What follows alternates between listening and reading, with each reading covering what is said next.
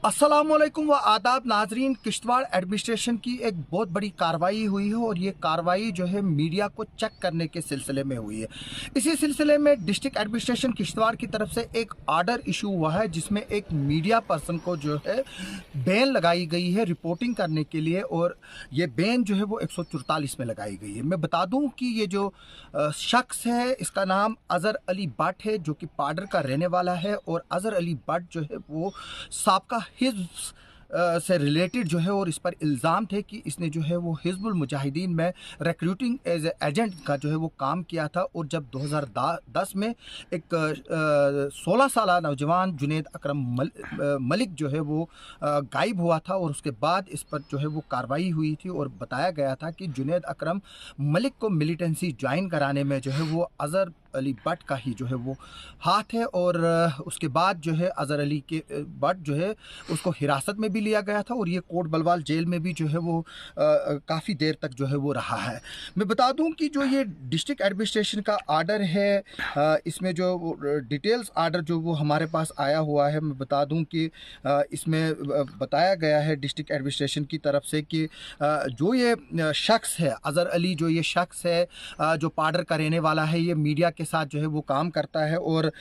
इस सिलसिले में जो है वो ये भी बताया गया है कि मतलब जो पुलिस है उसने वेरिफिकेशन की थी, और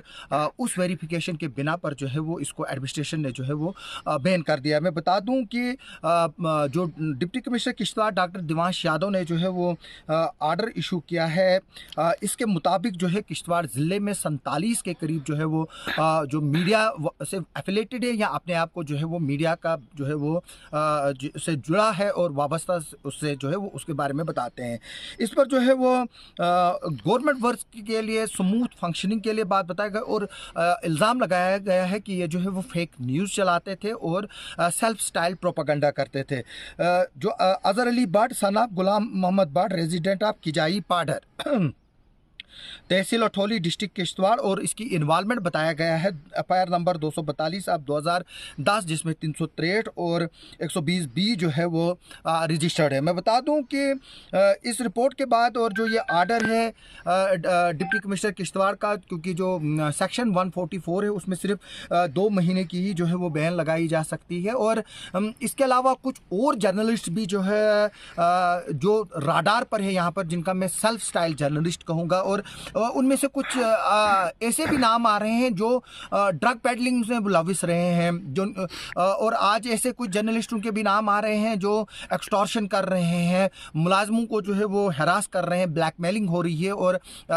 बाकी चीज़ों की भी जो है वो रिपोर्ट्स आ रही है। और इस पर जो है वो पुलिस और एडमिनिस्ट्रेशन की जो जॉइंट टीम्स हैं उन्होंने डिस्ट्रिक्ट इंफॉर्मेशन ऑफिसर की मदद से जो है वो पूरा जो है वो डाटा जमा किया है, और हमें खबरें मिल रही है कि कुछ और जो जर्नलिस्ट है उन पर भी जो है वो इस पे कार्रवाई होगी। मैं बता दूं जो अज़हर अली भट्ट है उस पर जो है ये इल्ज़ाम भी थे कि मतलब उन्होंने जो है वो 2010 में जो है वो सिम भी जो है वो प्रोवाइड की गई थी मिलिटेंट्स को, जो बाद में जो है वो उसके बाद जो दिल्ली हाई कोर्ट ब्लास्ट हुआ था उसमें भी जो है इन्वेस्टिगेशन में अज़हर अली भट्ट से जो है वो पूछताछ हुई थी, जो सितंबर 7 2011 को दिल्ली हाई कोर्ट के बाहर ब्लास्ट हुआ था, जिसमें 16 के करीब लोगों की मौत हुई थी और दर्जनों के हिसाब से जो लोग हैं वो जख्मी हुए थे। और उस वक्त भी जो है वो फिर एनआईए ने जो है वो इनसे बातचीत की थी, और क्योंकि उसके तार जो है वो किश्तवाड़ से जुड़े हुए मिले थे, और जो सिम कार्ड मिलिटेंट्स को प्रोवाइड किए गए थे उसको पर जो अज़हर अली है उस पर इल्ज़ाम था कि ये जो है वो उन्होंने ही दिया था थ्रू स्काई कम्युनिकेशन। इसके अलावा जो है वो मैं बता दूं कि अज़हर अली जो है वो उसके लिंक्स के बारे में भी बताया गया था उस वक्त के हिज़्बुल मुजाहिदीन, हरकतुल जाद इस्लामी और इंडियन मुजाहिदीन का जो है वो role Delhi high court blast में निकला था, और उसको फिर एज ए ट्रायंगुलर जो है वो देखा गया था उस वक्त इन्वेस्टिगेशन को। और आज भी जो है वो पुलिस और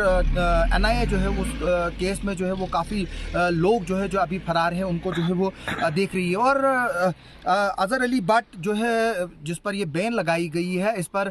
जो है वो जो इल्ज़ामात थे वो वो अभी भी जो है वो जारी है। और क्योंकि हमने अज़हर अली भट्ट से जो है वो रात को रब्ता भी किया था जब हमारे पास ये आर्डर आया था कि उनको बोला था कि आप जो है वो इस पर अपना रिएक्शन दें, लेकिन उन्होंने अभी तक जो है उस पर कोई रिएक्शन नहीं दिया। जब अज़हर अली का अगर इस पर कोई रिएक्शन आता है, वीडियो स्टेटमेंट आता है, तो हम आपको वो भी सुनाएंगे। लेकिन इस वक्त जो अज़हर अली का जो बैकग्राउंड हिस्ट्री है उसका यही है कि वो जो है हिज़्ब का रिक्रूटर रहा है, जो कि एलिगेशंस उस पर है। और इसके अलावा उसने रिसेंटली जो है वो पार्डर में बीजेपी भी ज्वाइन की है। और उसके बाद जो स्टेटमेंट आया था बीजेपी का, उसमें जो है बाज़ाब्ता तौर पर अज़हर अली का जो है वो नाम भी जो है मेंशन किया गया था कि उसने जो है वो बीजेपी जो है वो ज्वाइन की है। अब किश्तवाड़ पुलिस और एडमिनिस्ट्रेशन जो है कुछ और मीडिया के लोग हैं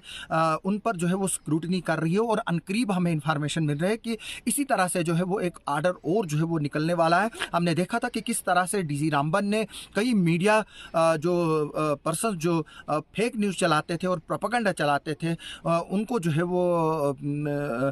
वो बैन किया गया था। और गवर्नमेंट ऑफ इंडिया ने कुछ ऐसे यूट्यूब चैनल जिनके ऊपर मिलियंस के फॉलोवर थे उनको भी जो है वो सिर्फ इस बिना पर जो है वो ब्लॉक करवाया यूट्यूब से, क्योंकि वो फेक न्यूज़ चलाते थे और इस तरह की न्यूज़ें चलाते थे जिससे पीस एंड स्टेबिलिटी को जो है वो खतरा था। हमने देखा कि पिछले दिनों भी जो है वो किश्तवाड़ में काफ़ी जो है वो रिपोर्टिंगें हुए एक इंसिडेंट को लेकर जो पटियारदा में हुआ था। हालांकि उस इंसिडेंट में पुलिस और एडमिनिस्ट्रेशन के मुताबिक कोई सच्चाई नहीं थी, लेकिन कुछ मीडिया के लोगों ने जो है उसको एग्जरेट करके जो है वो पेश करने की कोशिश की और एक अटेम्प्ट किया गया था किश्तवाड़ में क्रिमिनल डिवीजन करने के लिए। अब हम देखेंगे कि डिस्ट्रिक्ट एडमिनिस्ट्रेशन जो है वो किस तरह से जो है वो इस पर एक्ट करती है। इसमें कुछ ऐसे मीडिया वाले भी हैं जो प्राइवेट कंपनीज में काम कर रहे हैं, लेकिन मीडिया जो लीडिंग मीडिया हाउसेज है उनके साथ भी जो है वो इन्वॉल्व है। जो गवर्नमेंट मीडिया हाउसेज है उस पर भी जो है पिछले दिनों जो है वो रिपोर्ट्स आई है। हम देख रहे हैं कि काफ़ी जो है वो यहाँ पर